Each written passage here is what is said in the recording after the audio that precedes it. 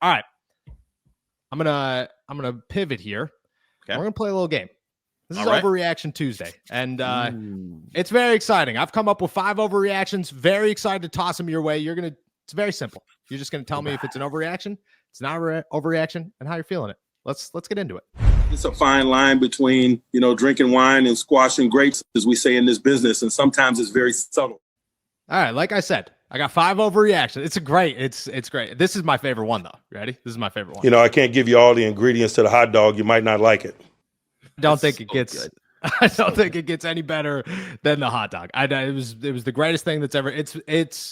I've been around for the creation of 2 of them that like really stuck. The other one didn't stick. It was the squirrel and the nuts. And I remember sitting behind Josh Roundtree and going, just like tapping him, going, "Wow, that was awesome!" Like that was so good. That was so good. And the hot dog, man, you can't beat the hot dog. All right, game simple. I got 5 overreactions. I'm going to toss them to you one at a time. You tell me overreaction, not overreaction, how you're feeling about the matter. We'll start here. 2 days away from the 2025 NFL draft, and we have talked every position, every player, everyone's coming to the Pittsburgh Steelers. There was a gap in time when Ashton Genty was the name to watch. If he falls to 10, maybe the Steelers going to get him above Dallas. Who knows? We have gone through the entire cycle. We have ended up here where Shedeur Sanders may or may not make it to 21. If he does, you have half the world that says they'd still draft a defensive tackle. You have half the world that says it's a guarantee Shedeur Sanders is coming to the Pittsburgh Steelers. And then there's those who say that Mike Tomlin, that's his guy. Well, in Pittsburgh, Mike Tomlin gets his guy. The Steelers, if Shedeur Sanders is there, are going to get Mike Tomlin's guy because Mike Tomlin says he's number 1 on his board, and they will end up with Shedeur Sanders no matter who is on the board when the Steelers are on the clock. Noah, I think this is an overreaction. I'll tell you why. Okay. I'll tell you why. Because I think I don't always get right when Mike Tomlin is throwing us some phooey, some nonsense. Yes. But there's sometimes that my radar goes up and I'm just like, beep, beep, beep, beep, beep, beep, beep. No, Mike, I don't like when he was going all in about Malik Willis. I was like, really?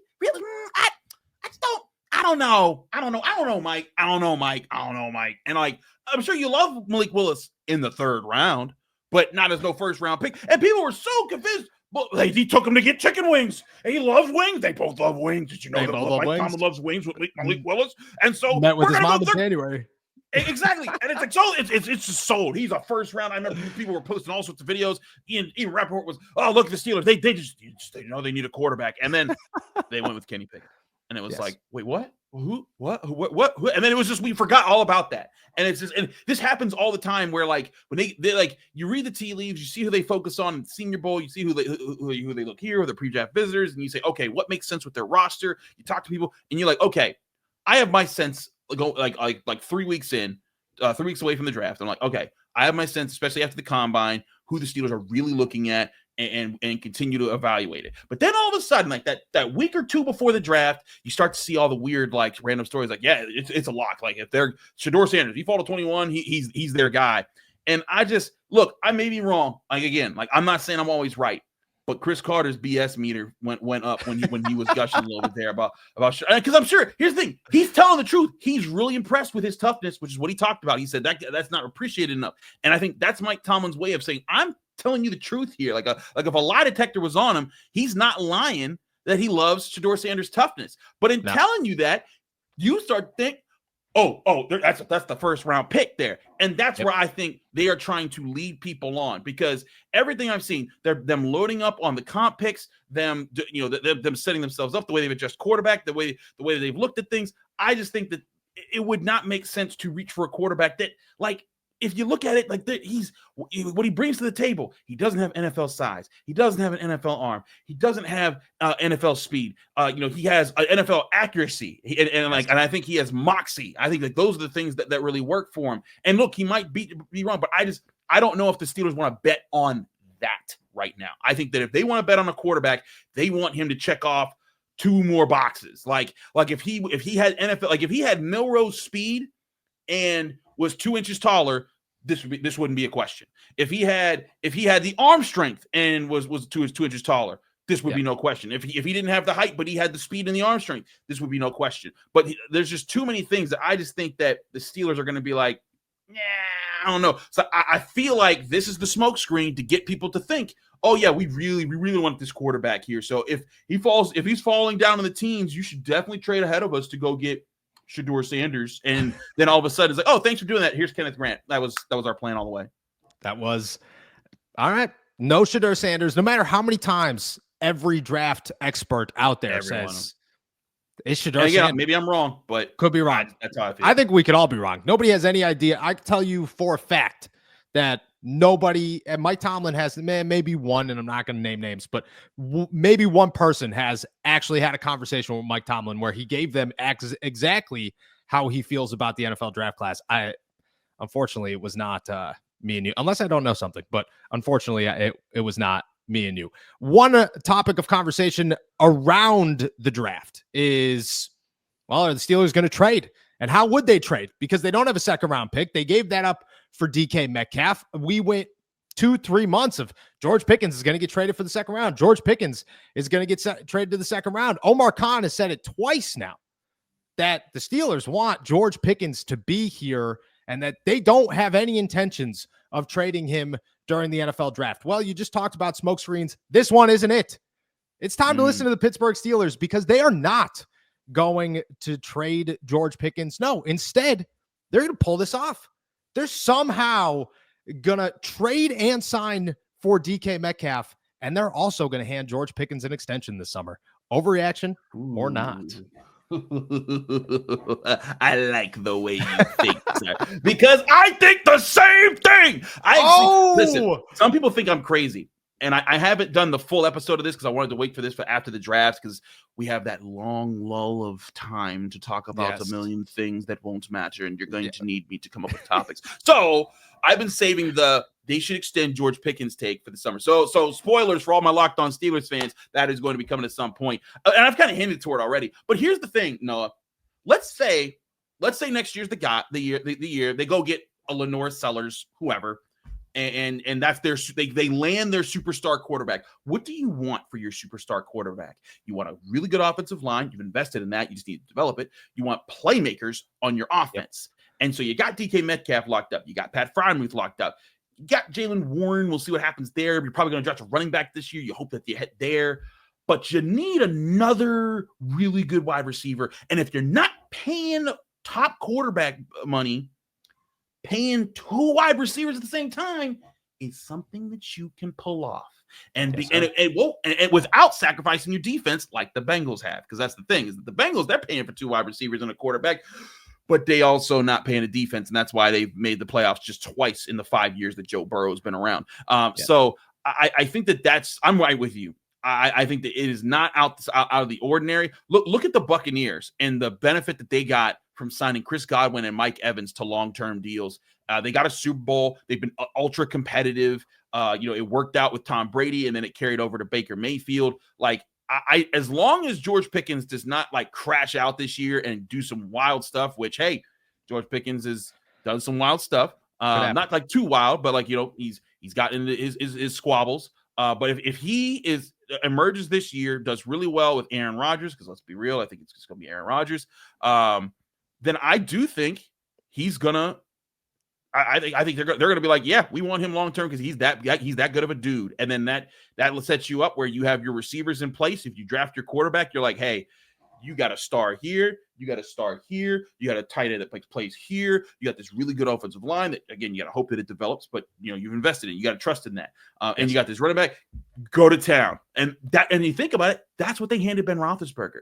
They had Jeff Hardings. They had Alan Faneca. They had Marvell Smith. That offensive line was ready to go. Jerome Bettis, Willie Parker in the backfield. They eventually drafted him, Heath Mill, in the next round, so that one doesn't there. But who were their receivers? Hines Ward, Plaxico Burress, Antoine Randall. You had it lined up for him. I think that's what they're trying to do. So it's not an overreaction. Sign George Pickens. I didn't think that was going to be the one that I got you to bite on, but I I appreciate it. I also appreciate the line shout out because, to be honest with you, I've been saying that for months and everybody tells me I'm wrong. I go to family outings and they're going, dude, you got to stop talking so optimistically about the offensive line. I'm like, look, maybe it's the North Dakota charm from Mason McCormick every time I'm in the locker room, but I got faith in that guy. Okay. I got a little bit of faith. All right. Let's keep it trucking. Let's circle back here. Okay. You just talked about the Steelers going to get a franchise quarterback and making him the guy long-term, adding weapons, so on and so forth. Well, the Steelers, maybe they already had one and they messed this thing up. The Steelers are talking Shedeur Sanders. They're looking at next year's class. Omar Khan even said already, you're looking ahead. Well, the last time that they did this, the last time that they went out to draft a quarterback, Matt Canada was their offensive coordinator, which everybody has their thoughts on Matt Canada.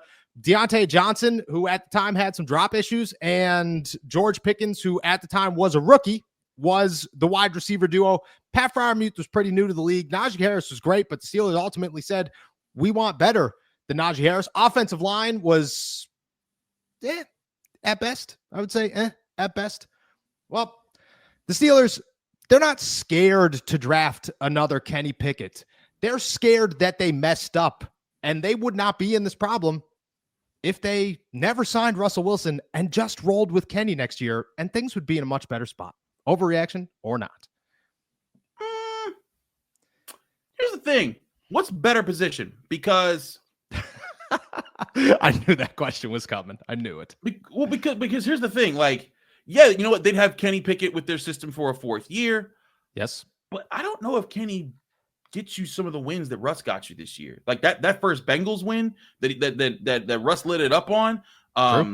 You know, I think that there were several games where Russ really brought it together. And again, from all the reporting that we're seeing, it wasn't that Russ wanted to dial the offense back. It was Arthur Smith wanted to dial the offense back. And that led to some issues down the line there. Would he have done that with Kenny Pickett? Who knows? But I think that Russell Wilson did some really good things last year. And I don't know if it would have been that. I think it's more so that if Kenny Pickett had just stuck it out, because when they signed Russell Wilson, there was no guarantee that he was going to be there for the long term. It did mean that he was going to start over Kenny Pickett, but Kenny Pickett could say, you know what? My first year, 2 years did not go well. Mason Rudolph outperformed me at the end of my last season. So I do need to earn myself. If he had just stayed put, they never would have traded for Justin Fields. And then Kenny Pickett would have been the backup. And when Russell Wilson goes hitting sleds in the beginning of August, guess who's the quarterback again? It's Kenny Pickett. Guess who's 4-2? Kenny Pickett. Guess who everyone's was saying he could still be the guy? Kenny Pickett. I think that Kenny Pickett, honestly, kind of by wanting out, he put himself in a bad spot there, and now he's a backup with the Browns. You know, in a situation that's not looking too great. They might draft Shedeur Sanders. Who knows? But yeah, in my opinion, it was less about the Steelers making the mistake than as far as Kenny not just not wanting to gut it out with them. All right. Back up to Joe Flacco. Different conversation, I guess. Different conversation. All right. Last one here. This is a big one. Okay. The Pittsburgh Steelers, we've talked George Pickens trading up in the first round, trading back, Kenny Pickett, the whole nine. Got to find a franchise quarterback at some point. That's the Pittsburgh Steelers' big thing. They are a franchise quarterback away from going from 10-7 and losing in the first round of the playoffs to being 10-7 and having an actual shot to pull something off in the playoffs. Well, they head into Thursday night. They have one pick in the first round. They have no picks in the second round. And by the third round, I mean, who are you getting? Quinn Ewers, Will Howard, maybe Jalen Milroe if everybody else decides, never mind, we're good on Jalen Milroe. If they do walk away with a quarterback, chances are it's the third or fourth round anyways. And yeah, Mason Rudolph's great and probably could get you to 9 wins. I believe anybody that could throw the football and play under Mike Tomlin could probably get you to 9 wins. This is what the Steelers should do. If the Steelers don't have a starting quarterback, a future possible franchise quarterback, or at least Aaron Rodgers in their facility signed to a contract by the end of the NFL draft, you want to know what they should start doing? They should start thinking about trading TJ Watt to get as many picks as they can for next year to trade up and get their franchise quarterback. TJ's only got 1 year left on his deal. Most valuable now. I'm not a trade TJ Watt guy, but sometimes you got to think big picture, and this is one of them. Overreaction or not? there a button I can press them over here? Like overreaction. What are we doing here? What are we doing? No, absolutely not. Because you know what? This would be like when the Steelers didn't know if Ben Roethlisberger would be available at 11 when they picked him, and they traded away a defensive stud. They traded away Casey Hampton. Like, we need to get rid of our best player just so we can have no. I think that they can make these trades without giving up TJ Watt. I think that they want to sign TJ Watt. I think he wants to sign with them. I think this whole peace sign thing is just an overblown, just this stuff happens. They'll sign a deal. It'll be for market rate, which, by the way, market rate is now above 40 million because people don't realize the salary cap has skyrocketed. Like, if you go back to where it was 5 years ago, it's more than $100 million different. And so it's so much higher that the rates, like the percentage of the salary cap that Myles Garrett's contract takes up, actually makes a ton of sense. It's actually lower than what TJ Watt's contract took up when they re-signed him the first time. So it makes a lot of sense with what they're trying to do. So they're going to re-sign TJ Watt. And I think you kind of need to, because when you get that quarterback, it's not just that you want to go get them. You want to bring them into something that is ready to go. And if you take TJ Watt off this team, they are not ready to go. They that would be a big problem. And that's where I'm on the side of their goal needs to be continuing to build this foundation so that it gets better and better until they find their quarterback for sure. And then when the quarterback's there, again, just like Ben Roethlisberger, it wasn't that Ben Roethlisberger came in and just made them the best team of all time or anything. He came in and he was a good young quarterback on an already good team. And that's where I think the difference can be made for the Steelers, is if they keep building to that, which is why, again, they shouldn't rush to get a quarterback. They should make sure it's the guy that they really want. And if they really want Shedeur Sanders and he's that guy, take your shot. I just don't think that they actually do. I think that's a smokescreen. But as far as if you give away TJ Watt, that foundation loses a very big brick. And then all of a sudden it's really wobbly. And then say you land your quarterback, but now your defense is struggling because you gave away the best pass rusher in football, and he's going and dominating for another team somewhere else.